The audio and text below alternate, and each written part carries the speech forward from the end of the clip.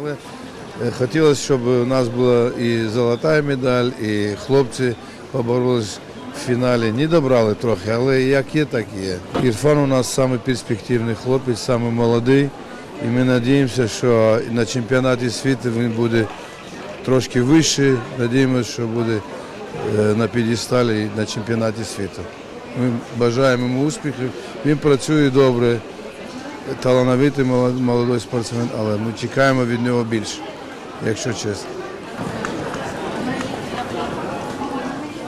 Эмоции у меня, не сказать, что такие прям хорошие. Я не ехал на Европу за бронзой, я ехал туда за золотом.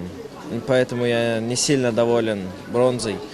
И буду работать, чтобы добиваться золота. Я уже, 4-й раз, если не ошибаюсь, споткнулся азербайджанцу.